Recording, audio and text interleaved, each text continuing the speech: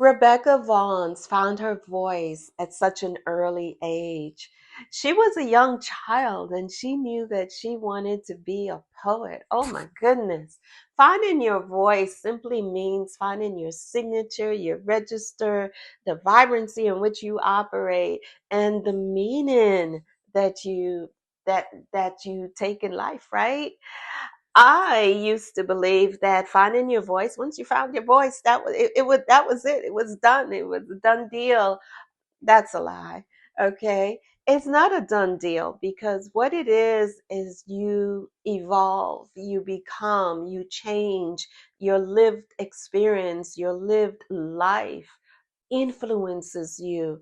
And who you were 20, 30 years ago is not who you are today. Of course, your voice is going to change. And when your voice change, guess what?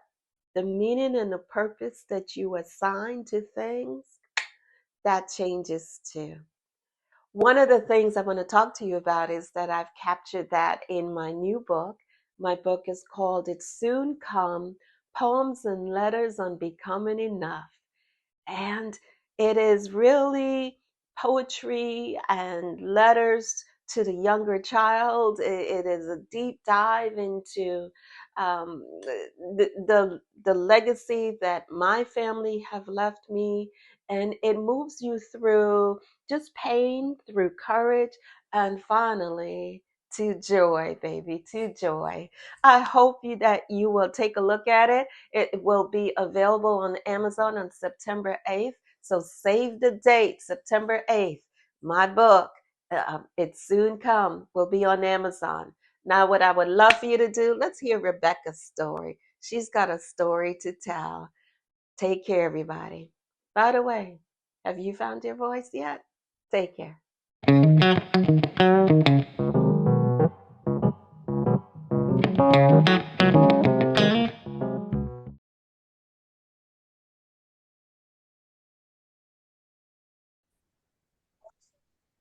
You know, when I was raised, my parents always taught me, oh, you have to find a job, a job that's going to support you. And because I was raised that way, that is a belief system that of course, I had to pass on to my two boys. What does it mean to have something that supports you? Well, maybe we need to let go some limiting beliefs and redefine what it support means. Redefine what it means to have a job and follow your passion. Listen, this is Anne Marie, host of About This Life. About This Life is really looking into the mirror. And when you look into the mirror, you think about who you let go, who you are, what transformation you've gone through. If you've been through something, if you live long enough, you've been through something. And the transformation that brought you to joy on the other side. My guest today is Miss Rebecca Phoenix Vaughns. Hey, Rebecca. How you doing? Peace, love, and poetry. Absolutely. I love that. Peace, love, and poetry. Before I start with questions, it's like I didn't know I was talking to a celebrity. No, I was talking to somebody. Oh my goodness. You have authored three books, and we'll get into that. You have started writing poetry from the age of 10. You've been doing open mic since 1997. We do the math, that's about 29 years, thereabouts. And you went full time into poetry in 2022. So you've been No, doing 2002. 2002. 2002. So 24 2002. years. You've been here for a minute. And then I took a look and I said, my goodness, is this the Rebecca that would open up on stages or share stages with Monica, Kelly Price, Pastor Shirley Caesar? Who else? Stephanie Mills is part of it. I don't know about Kim because I Kim, see that Kim man in was, concert. Kim Kim was very sentimental and emotional, and because what some people probably don't know about Kim, he actually prays before he goes on stage. He joins in a Amen. circle with his band members and he prays. And that particular show, I was going to be going on stage, but he was going to be coming on because I was the opening act, and he actually invited me into the circle with him and his band. So I was on cloud nine the rest of the show. I'm sure you were.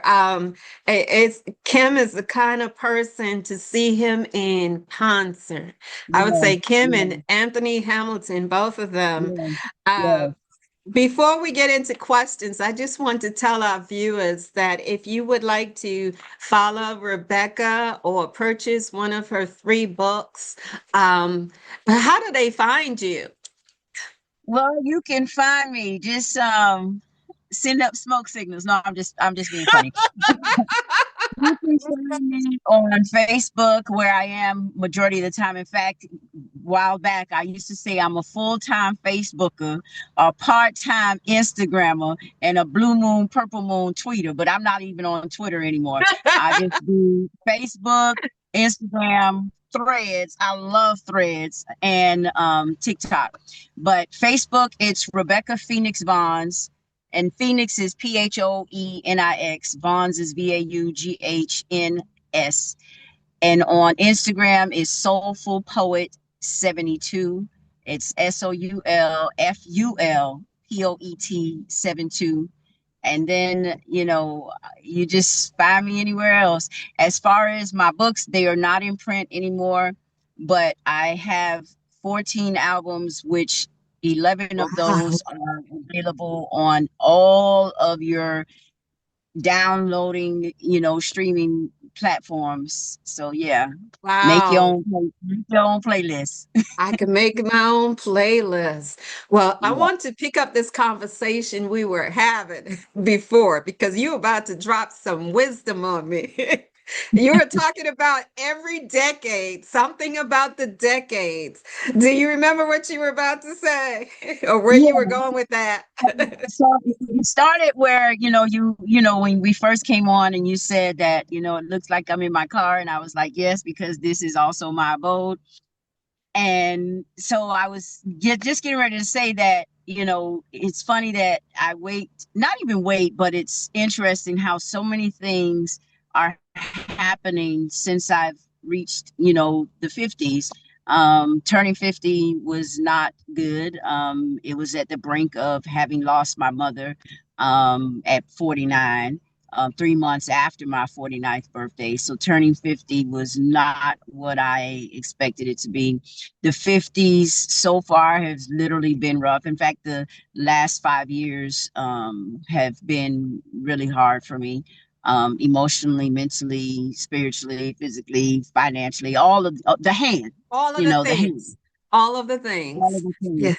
And so, when you're a teenager, that's and even your early 20s, that's your screw up, make mistakes era. You're learning yourself, you're learning life.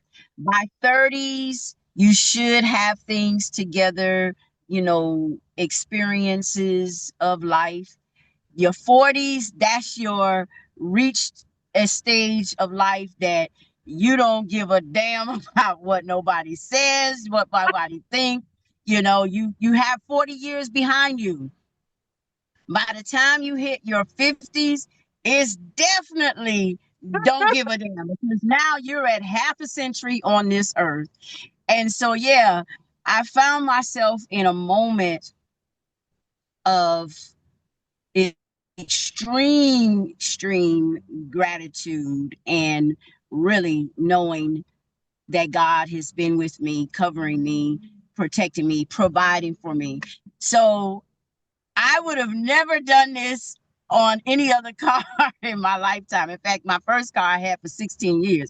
I would have never done this. But last week I found myself, right, you barely probably can see it, but mm-hmm. I wrote blessed on the roof of my car. And that's something I would have never done. I would have never inked my car, the interior. Well, But let me that's tell just you it. something. Let me tell you something. Meeting you in person was such a joy. And it's joy because you are literally the epitome of joy. It And really your spirit, what you give off. How do you find joy? Even though, and I could see the letters now on the roof, I could see some of them. How do you find joy amidst your circumstances? I find joy because literally in the midst of my situation, God still paints pictures. Mm, He paints moments to give me reason to still be joyful and have a sense of gratitude. So I say that in the sense of, yes, I'm homeless, but I'm a special favored kind of homeless with respect to I have a car. special So I'm favorite kind of homeless. I'm on the street. I'm not on a bench. I'm not in a park. I'm not in a building, in the bathroom, like with Pursuit of Happiness, the movie.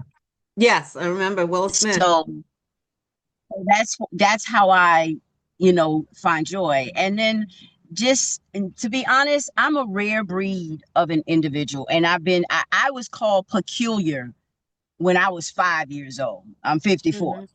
And I Hmm. was called peculiar when I was 5. I've always been that different, that strange, that what people call weird, maybe crazy. And I've always had that don't care attitude. Like, Hmm. was my mother's loving child. Always spoke my mind, always expressed my feelings. And so I lived the way I was born and the way I'm going to die. I was born Absolutely. with nothing, dying with nothing. So in the middle is my dash. So that's how I live my life.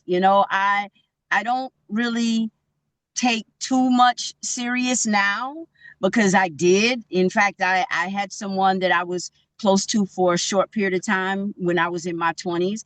And she told me, she said, Rebecca, for you to be as young as you are, you're too serious. Hmm. And even at that moment, I shrugged it off. I was like, whatever.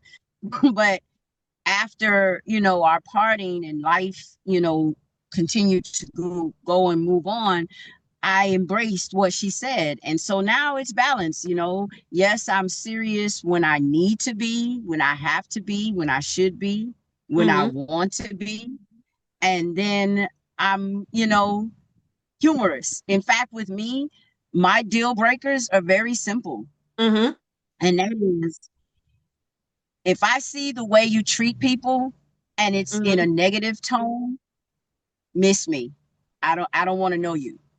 Hmm. And then 2, humor. If you have no humor, again, miss me. Miss me. So that's the I don't I secret. don't, I That's don't want to know that's you.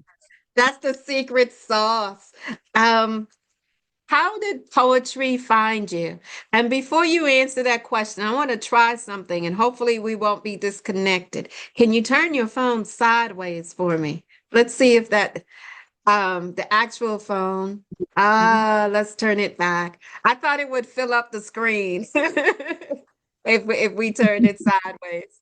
But we're not gonna mess with Zoom. We're gonna be thankful for it. How did poetry find you? Poetry found me through the words of a beautiful human being by the name of Langston Hughes in his poem Mother to Son. And my favorite line was, don't you sit down on them steps because life too hard. Hmm. That was my favorite line of that poem. And Life then for me ain't I been was, no crystal stair.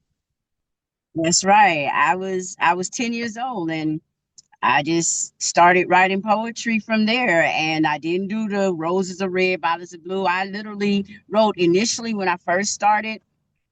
I'm very fascinated by nature. I'm Mm-hmm. very fascinated by nature. I don't know if you ever saw the movie Piano. No, And if not you that haven't, one. try to look it up and see it. It's very, very interesting. And I was able to relate to a lot. I am a tree hugger. I am one that talk to the leaves Mm-hmm. and talk to the insects and the butterflies passing by. I am that one that if I look in my side mirror and see the sun setting or coming into play or the moon in full bloom, I am that one that gasp and like and get excited. Right. I Sound am like that you have the one I am it's that one that I have a whistle off with the birds. Like literally, I actually came home one night and I was like, man, my neighbor's gonna call the police on us. I came home and it's like 2 o'clock in the morning and there was a few birds out and they were whistling and I started whistling back and we literally were going back and forth, pantering, whistling, different tones and everything for like a good hour. I want to say that you have a tribe for that. It's almost like the ancestors. It's communal in Yeah. terms of relating to the ancestors. And I think about our Native American brothers and sisters who are Hmm. one with nature and in communion with nature because you realize nature is all God's creation. And when you Yes. can commune with all of the things and objects and living human It's beings funny that you said like the breeze that just blew through my window just now. hmm It's like I love God's AC. yes, in terms of spirit carrying you. Let's talk a little bit about some of the things that you write. What kind of things do you write about? Literally everything. Hmm I find poetry in everything. Conversations that are outside of my ears, going into a store or standing in line at the post office or standing in line at the register, inside a grocery store. Um, Nothing is really off limits for me, and I'm not in a box or a zone. Like you have some people, hmm they can only write when they're mad or they can only write when they're in love. They can only write when they're grieving. I write whenever. I speak whenever. I create for whatever. And if my slogan for myself is I go wherever words are desired. You go wherever words are desired. And my follow-up question is, you mentioned when people are mad, when they're grieving. How do you know when to? Sometimes I think about what's too personal. Is there anything too personal not to write about? Because we can write about anything, right? But what about the sharing part? Like, do I want the public to know all that? How do Me, you me decide what's too personally, personal? me personally, about personal, nothing's too personal for me. The reason being is God created all of us. And what I find in the beauty of that creation is that as much as we are different, we are more alike, but also the idea that none of us have the same fingerprint. hmm That is the only thing that separates us from each other. We got our own personalized fingerprint. But outside of that, we've all experienced abandonment. We've all experienced good love, true love, honest love, to some degree. Maybe not as long as others, but it has happened. um as far as really deep dark stuff, and I'm gonna go there, the molestation, the rape, the incest, the the verbal abuse, the domestic violence, that can be too personal for some because some people don't want to relive the moments. But at the end of the day, you will. It's like when they say, leave the past in the past. You can't. Your past is going to always be a part of your present and your future, because there's this one T word that is always exercised on any given day that you're living, and that is trigger. You Trigger. may hear me. Now hold up. Now hold up. I need a little something stronger in my water. You need to put some vodka in there. I need some sauce in this. You're going on a ride. Trust me, you're going on a ride. Oh I my told you. God, hold up. Pause. But I'm drinking Lipton tea. Well, I'm just drinking water. That's my thing. Um, Rape, incest, the sexual assault, domestic violence. My God, my God, my God. How'd you come through that? How'd you and I take it's from different people? I have never experienced any of those things. Thank God. Knock on anything. Knock a boot. Okay, well, thank you. Thank you.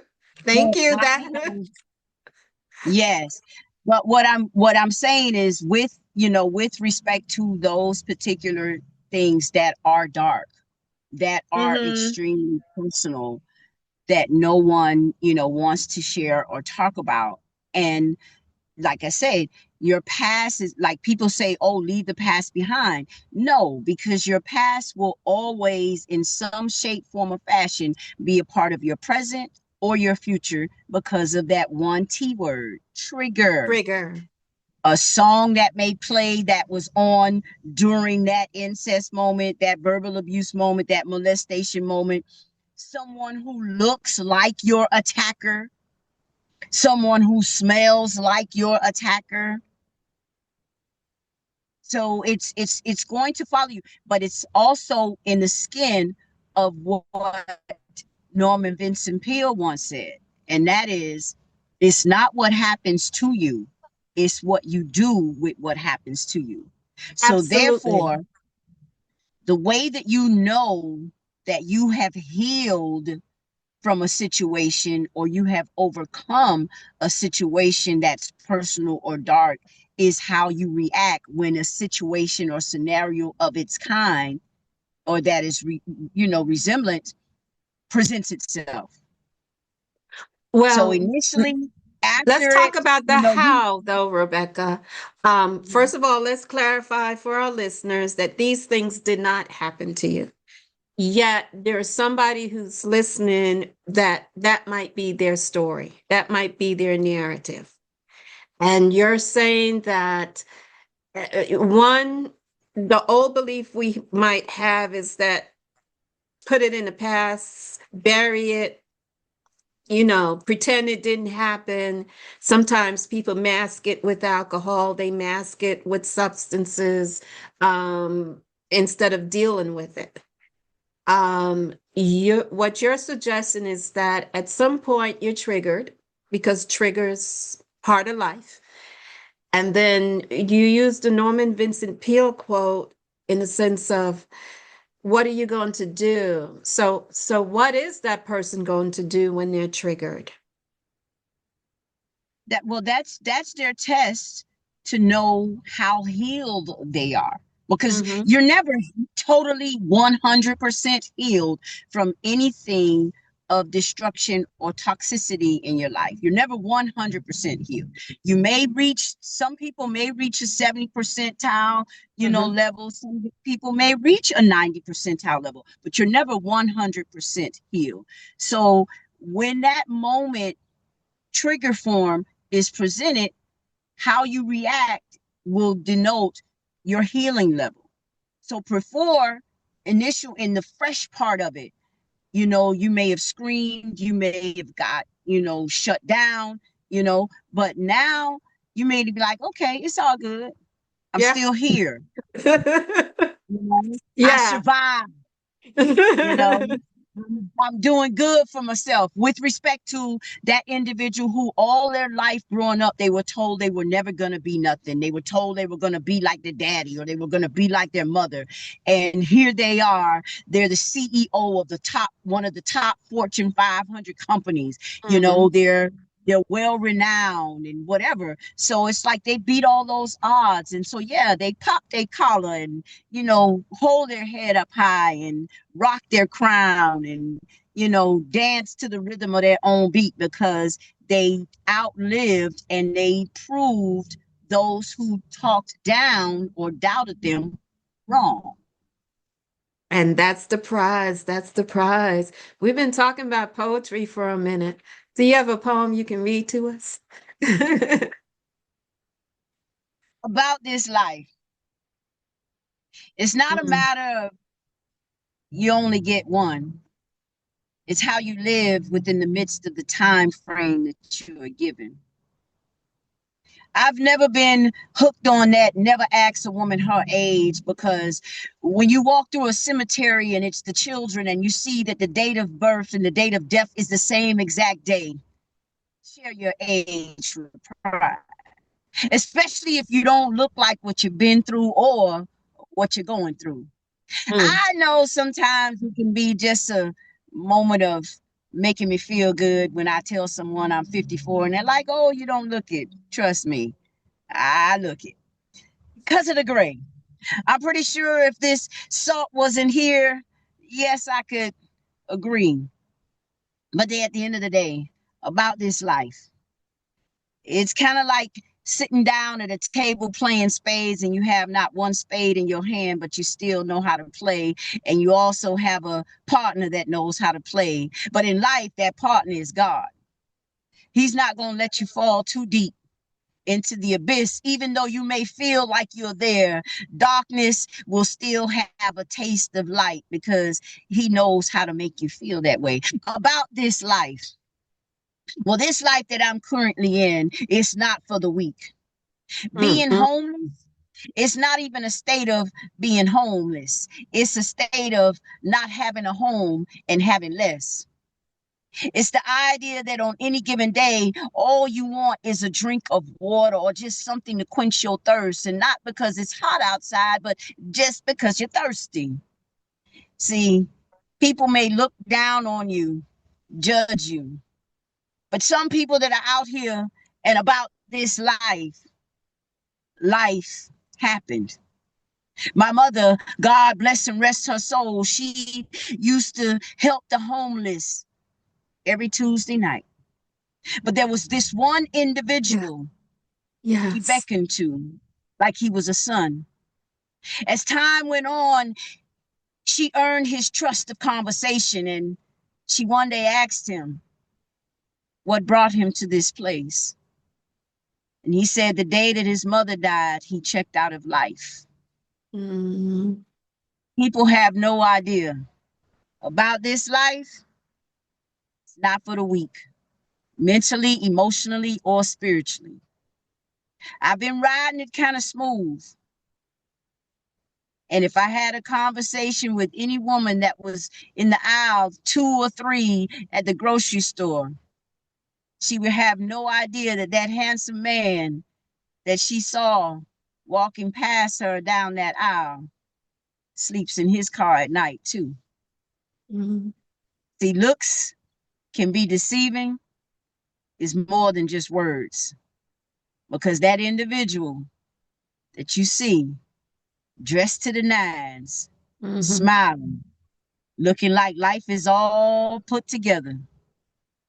Once y'all part ways, they go back into the depths of what is crumbling pieces. But the Mm. difference between you and that person, they still know how to eat those crumbs as if it's a whole loaf of bread. So tell Mm. me, are you about this life? Oh my God. Oh my God, Rebecca. I am going to rewind. Replay. have it on repeat. There are so many truths.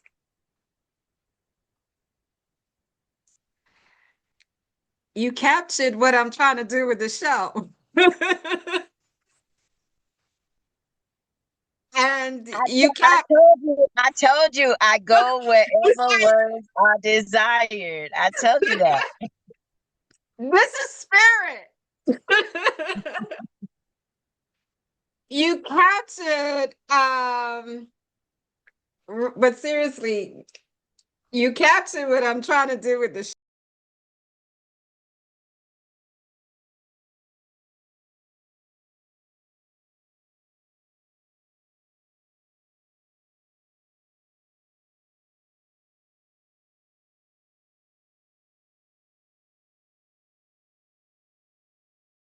show.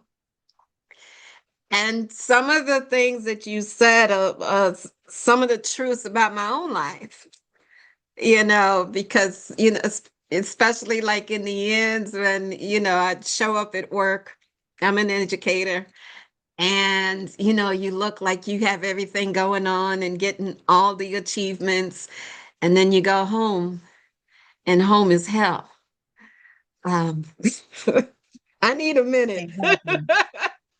Exactly. Okay. Whew. My next question Exactly. for you, while I compose myself, who believed in you? And To be honest, nobody but me. you, Like literally for 24 years, I have been told, go get a real job. I have been petitioned with regards to people sending me text messages of persons that are hiring or jobs that are hiring. Um, and it's just always been me believing in me. And in those 24 years, I've put my hustle and my grind in. So I've earned my accolades, I've earned my achievements. I joke about it, but it's serious with respect to I went under the moniker of Butterfly for 23 years, which that name was actually given to me by a photographer named Douglas Pollard in Jacksonville. And in March of last year, with respect to how my life has been in the last 5 years, I decided to change it to Phoenix.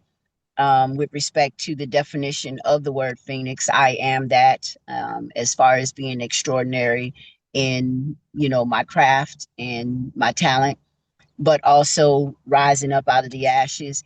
And yes, to honor Nikki Giovanni, who actually suggested that I change my name to Phoenix a couple of years ago. And I was going back and forth then because I was like, ooh, that's Nikki making that kind of suggestion. But I was still committed to Butterfly.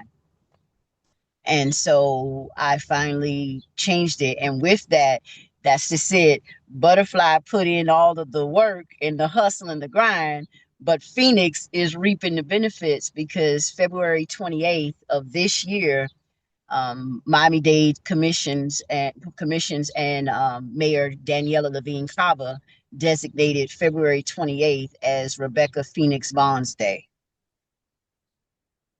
amazing, amazing. So to be recognized of that sort, and that Nikki, she would see something and see that in you. It makes me think of Isaiah 61:3, beauty for ashes, Yeah. in terms of you're there to proclaim the captives free. I'm still speechless a little bit, so I'm gonna go to my notes that's sitting on my desk, and I'm glad I have them printed out because poem. Oh my God. Um, what do you think? What do you hope that day, February 28th? Um, what do you hope that would represent to people who find out that you had a day in your honor? So, what do you want people to take away from that? I just want people to take away knowing that no matter what obstacles, bridges, brick walls, still push, still keep going, still believe in you. It's kind of like, 50 Cent with his saying of get rich or die trying. You know, I sat on the side of the bed with my mother August of 2002, and I told her, I said, Ma, I'm going to do poetry for the rest of my life. That's what I'm going to do. That's how I'm going to earn my money. You know, people, read and quote the Bible. That's not me, but I'm Mhm. familiar with scriptures and, the fact that, God gives you gifts and your gifts will make room for you in whatever manner, that is set for you.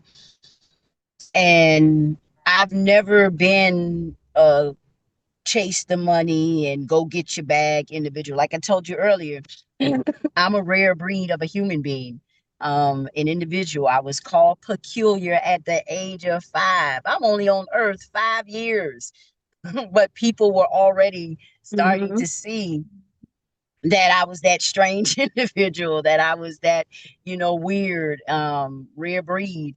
I don't see money in the same manner that everyone else does. I see it for what it is, that unfortunately, yes, it's necessary, to survive and we need it, but I've never been one to, you know, work something or do something to pay a bill. Because for on average, that's why people are working to pay their Yeah, bills, to to pay the pay bills. rent, to pay the car note, to pay the car insurance, buy groceries, and that's all fine. But I believe in doing something that I love, that I enjoy, that I Mhm. have a passion for. Because when the passion is gone, then everything else is gone. Because the love is going to come in and out. The love is going to fade and then it's going to present itself again. But when the passion dies, then that's it. And I love a stage. I love interacting with people. I love and Yes. enjoy hosting. That's what I'm great at. I think of this movie, I can't remember the name of it, and I often forget his name and I shouldn't, but the gentleman that was in New Jack City and Wesley Jason Snipes. D. No, not Wesley Snipes. The gentleman, his partner in in um Yeah. in New Jack City, and then he Yeah. played he played the love interest of Jada in Jason's Lyric. Jason's lyric. Yes, I know who you're talking about. I Yes, can never. curly hair. Yeah. But anyway, there was this one Payne, movie that, Alan Payne, or something there like you go. that. Uh-huh. There you go. Alan Payne. Now, I knew if I heard it, I would remember it. Alan Payne. So there's this gangsters by movie that he's in, and he plays, a drug dealer. And I remember, not for word or verbatim, but his father asked him, he said, me and your mom, we sent you to the best schools and da da da da. You know, why do you choose to sell drugs, to be a drug dealer? And he pondered for a second, but then he whispered to his father and he said, because it's what I'm good at. Mm, And I felt that line. I felt that line because that's me. This is what I'm good at. I did what people call the real jobs.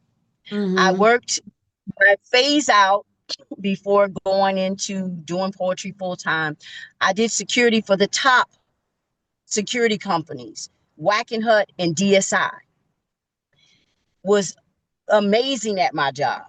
In fact, it was so funny that when I started to really get into being on Facebook and I had commented on somebody's page, someone actually came and commented and said, "Wait a minute, that's the young lady that used to be at ABC at as our security officer. Man, she ain't play the radio. When she was on, we ain't have to worry about nothing. That kind of thing. And then DSI was beautiful because the supervisor that I had, he respected me and what I really do. And he was like, I'm gonna put you on a post that's nighttime. You have nothing to worry about. You could work on, your poetry and stuff like that. Who does that? What job does that? Mm-hmm. Prior to that, I worked as a crimes analyst. That was an experience. And then prior to that, I worked for a year as an unemployment compensation fraud investigator. In one day, in one day, I got them back $5,000 that they were trying to get from this one individual for about 7 years. Mm-hmm. The next day, when the supervisor came in, he called me into his office and he had me to sit down, and he was like, "What did you do?" He said, "We've been trying to get that money for the last 7 years, 8 years." He said, "What did you do?" I told him, I said, "If I tell you, I got to kill you." But the thing is, whatever I did, I still executed and gave my all, but I was never happy. Mm-hmm. The money was good. The money was good. I went from take home every 2 weeks, 25 to $3,000, to not knowing how I was going to make that kind of money. But at the end of the day, I was free, totally Yes. free, doing what So, I love, not at the helm of someone's, I guess, control, you can say, with regards to, that's just it. They say go get a real job. One, what is a real job? And nothing is guaranteed. You mm-hmm. can go in all jolly and excited that Monday morning, Be and gone 12, by 1 o'clock, Monday. supervisor's calling you to the office and saying, "Sorry, we got to let you go. We're downsizing, or the company is closing."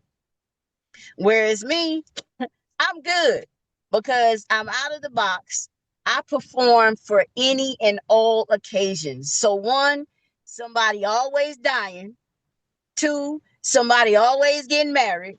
Three, somebody's always having a birthday. So it's some form of compensation that's going to flow in. May not be every day, may not be every week, but either way, something's going to come in. And I want to say, you do all of this though, but you still have community and connection. So first off, we want to shout out Christoph Jenkins, who is the creator of Poet Live Fest, where you and I met. And I can testify because not only you and you're in your wheelhouse when you're on that stage. Well, poetry, dancing, singing. What was that experience like for you? Oh my gosh, that was a very beautiful experience, and it was definitely what I have shared with people with regards to my journey, that yes, money is good, Mm-hmm. but people don't care what's in your bank account. Mm-hmm. They want to know where you've been. They want to know, can they pick up that gadget or this gadget that we call a cell phone and randomly call anybody and say, "Hey, I'm here in such and such. I want to put together an event. Everybody keeps telling me about this young lady named Phoenix. Have you heard of her?" And based on, how I've navigated and my hustle and grind, that person on the other end of the line is going to say one of two things. One, no, who is that? Or two, oh yeah, you need to have her. Mm-hmm. I have always been about resume from day one. Yes.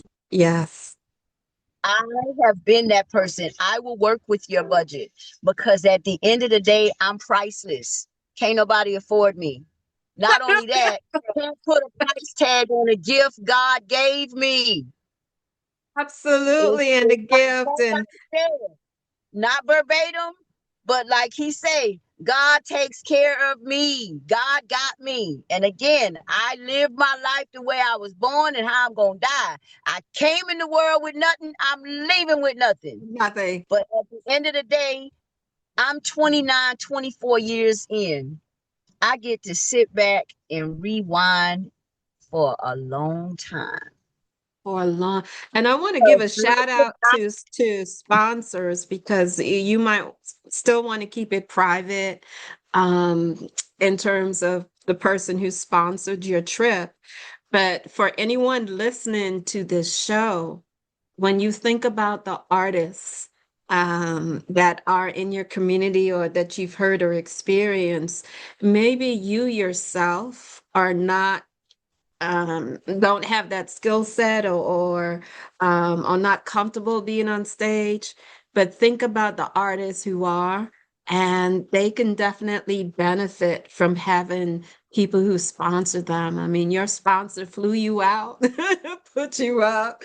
So, in our lives, that's community, that is connection. And we are appreciative of people who can step in and do those big things so you can do what you do. Yeah. Uh, And um, that's just it. I was able to come and Christoph's, selected me, as one of his hosts for a few of the events mhm, that because, I have the background. mhm, I like I say, I there's five people. Well, first of all, I want to share the network hand. So you have your relationship hand, someone to connect with physically, mentally, mhm. emotionally, personally, financially. Well, your network hand is be where you need to be, should be, want to be, have to be, must be. Say it again. Say it Your again. network, your network hand is be where you should be, want to be, have to be, must be, need to be. That's your network hand. So with me, there are actually five people I carry in my pocket for with the way that I navigate as an artist. One, Alicia Keys with respect to not giving up, whereas she had so many people that were telling her, oh, I can do this for you, I could do that for you, I could take you here, I could take you there. And for the most part, things were never really falling through. And she was about to just say, forget it, give up. But look at her now. Yes. With respect to believing in yourself, Monique, she went in, turned in her resignation papers, and she told her boss, I'm going to be a star. And as you can see, the rest is history. Usher, with respect to not listening to the naysayers and the doubters, he was told by his peers, oh, you don't have no talent, you can't do this, you can't dance. As you can see, the rest is history. God bless and rest his soul, but Al Jarreau, with respect to age, he didn't get into the industry until he was 37. And back then, that was old. But the Mm-hmm. last one is my main one, and that is Samuel Jackson. He Mm. don't turn down nothing. If Hollywood paying him what he's supposed to receive, Michael Jackson dance. If Hollywood not paying him what he's supposed to receive, he still takes the gig because his main quest and view is always stay in radar. Because the moment you go into hiatus, you got to build that empire and momentum all back up again. Because every day somebody's coming through that does what you do.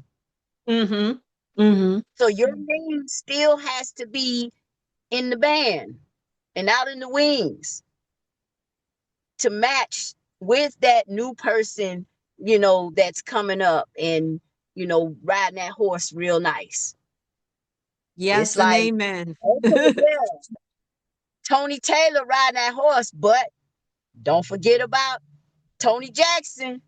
Oh, yeah, that's right. That's right. I remember Tony Jackson, that thing. Okay. So you have blessed me with a poem in terms of about this life. If you were to describe your life in as a title or as a line. It could be as one line or it could be a long poem, whatever you're the master. Put your What's Rebecca Phoenix Vaughn's line? What is your line? What is your title? Rare breed. Go ahead. Say it again. Rare breed. Rare breed. Rare breed. Thank you. And you said it at the top of the show. I would love for you to say it again. How do we get in touch with you? So we want to make sure we go listen to those albums. How do people get in touch with you? How do people follow you? Okay, so you can follow me on Facebook, Rebecca Phoenix Vaughns, Rebecca Phoenix, Phoenix, Vaughns, V is in Victor, Aughn, N is in Nancy, S is in Sarah. On Instagram, it's Soulful Poet 72, SOULFULPOET 72. As far as my work, I'm on all digital download platforms. Of course, it's going to be under the moniker of Butterfly. So you would put in Rebecca Butterfly Bonds and just let your ears have some fun. You can also find me on YouTube under Rebecca Butterfly Bonds, some videos of past performances at open mic nights. Because I'll be honest, I just love a stage. I just love a mic. I Mhm. very seldomly record myself. Other people do recordings and they post, and it's fine with me. I'm not one of those, you have to get permission from me type of vibe. Post, that just brings people to me. So there are videos of me on YouTube that other people posted. Again, you just have to put in Rebecca Butterfly Vaughns. As far as my work as well, there's a few tracks on all of my albums that I just do straight vocals, and I've had DJs that have reached out to me and say, "Hey, I heard this poem on your CD. I think it's dope. Can I put my track to it?" And I'm like, "Sure." So there's actually a track that you can go check out. It's called "Moving Around Your Lips," Mm. and it's is by a gentleman named Felipe Siasco, I want to say. But yeah, the track is called, he changed it to Moving Around Your Lips. I Mhm. love house music, love techno. So there's also something on there titled Butterflies. And it's to a house, beat done by David Green, DJ David Green.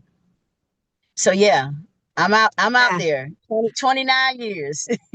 You are out there, and I want to think about the different titles Oh, that one we. thing else I want to plug too, Uh-huh. exactly before I came on to you. So, like I said that night, I'm familiar with gatekeeping, but I've Hmm. never been a gatekeeper because I've always felt that the pie is big enough for everybody. And like I said that night, and I've been saying for years, if you're afraid to lose your shine, then you never had it. So, with that being Yes. said, the Yes. young lady that is very supportive of me. So she sent me a flyer yesterday in my inbox, and it's for an event, Fierce Females Unmuted, taking place in October. So stay tuned for the information. But I got confirmation this morning that I was chosen to be the host and their poet to perform. Amen. Amen. So I love that. I love that. And I just want to thank you for your time. And I think Thank you about, for having me. oh, absolutely. It's been a joy. And I think about all of the different titles that you call yourself or have been called. And it's part of that process of becoming from Yeah. peculiar to butterfly to phoenix, rare breed. It's part of the organic evolving of becoming. And so it's been my pleasure. And this is Anne Marie, host of About This Life. Please go ahead, like, share, subscribe. Someone needs to hear this testimony. Take care, everybody. Come back again.